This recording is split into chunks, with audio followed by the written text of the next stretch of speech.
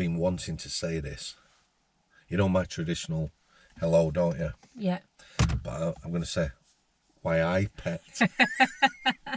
Why I? Was that very good? What did I say in Yorkshire? Are you up, lass? No, I say, how do. How do? How do. How do? And how do, Sam? yeah, how do. And all the lads in prison, particularly on the healthcare, that's what they say every morning. I'd let them out. You know, all these little Manchester scallies. How do, Mr. S? How do? So do you want to introduce yourself?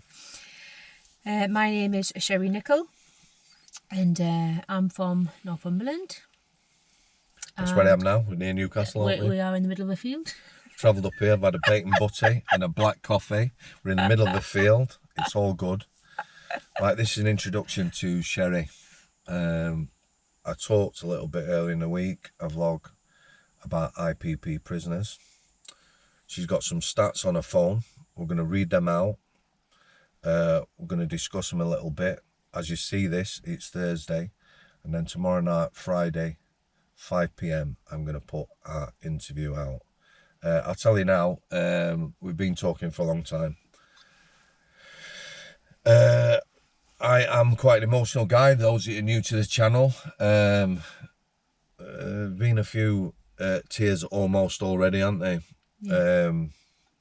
So we'll read the figures out about IPP prisoners, and then we're going to have a chat about your brother and your battle. Yeah, thank you. So yeah, so this is a fact sheet. So basically, the IPP, there's 8,711 people were given the IPP sentence, and that was between 2004 2005. That's what was given out. 2,890 of them are still in prison, and that was of the 30th of September 2022. So yep. They're still in prison. 1,437 of those have never been released from prison. So they've never been released. 1,393 are over tariff. Tariff, on a normal sentence, you go to court. If you get a 2-year tariff, 2 years to serve, you would go to prison. You'd probably get out after 12 months, and then you do 12 months on licence. That's a 2-year tariff. The IPP prisoners, using the word tariff, it don't really apply, because when they get their paperwork, it has no earliest release date. You know, it used to say 99 years on it. I've seen that paperwork. So a lad who thought he was serving 2 years will come to me with a piece of paper, distraught, and all it'd say is 99 years on it. Yeah, and some of these, and we need to say as well, people always say they're for serious crimes, the IPPs, but a lot of them were for minor crimes, weren't they? It was designed for terrorism, serious sex offenders, and the like. People who didn't qualify, like for murder, life sentences. Mm-hmm. However, I think the least it was given out for was a 6-month sentence to somebody, I believe. Pinching a bag. And lots of them are well under 5 years. It was used inappropriately by courts and judges. Yeah, and for minor crimes. So we've got 1,453 that are still in prison on recall, and 283 are in secure hospitals, and that's of 5th of July 2021. Wow. Let me just explain why these lads and lasses, I don't know how many lasses there are, I don't know when it says, are in secure hospitals. You imagine being locked up in prison, going to prison as a punishment.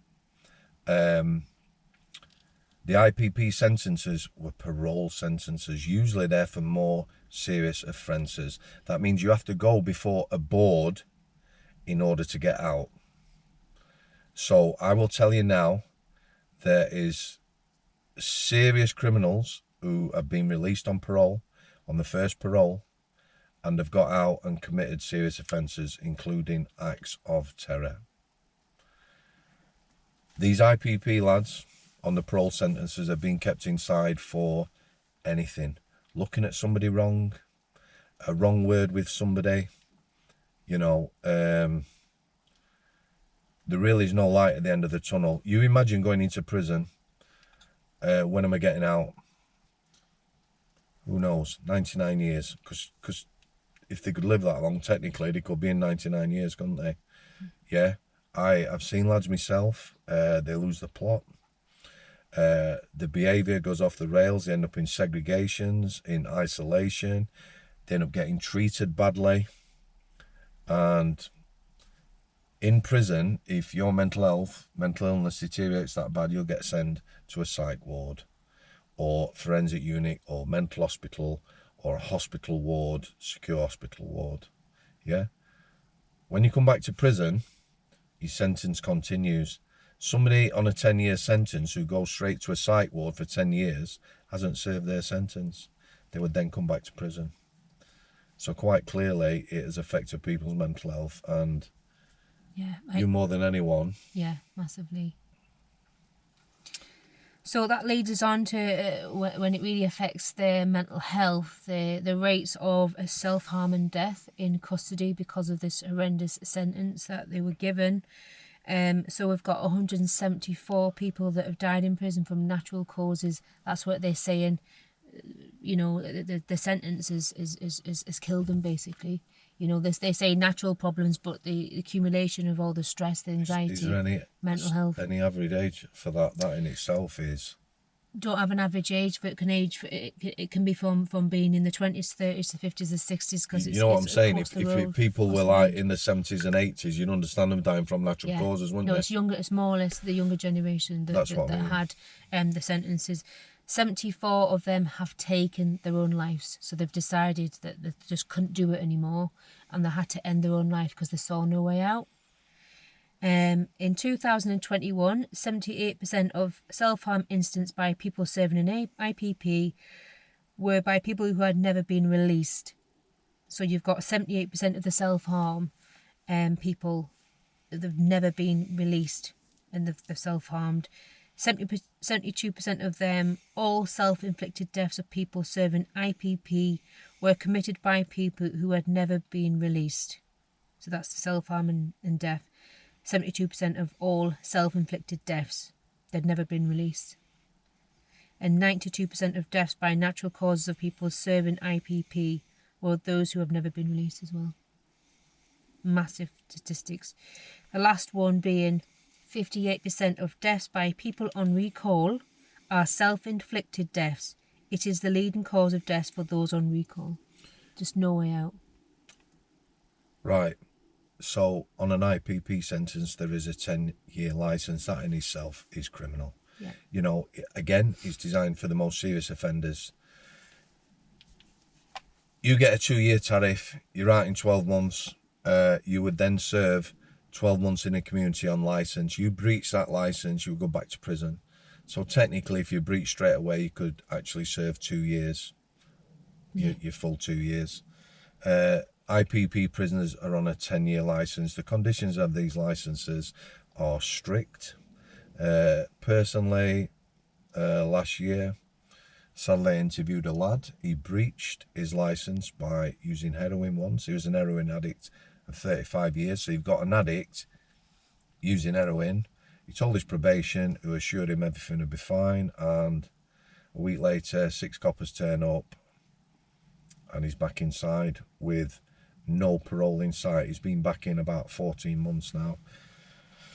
On the death front, I met a lad called Craig. He was quite a young lad, around about 30. He was an IPP prisoner. He was well over tariff.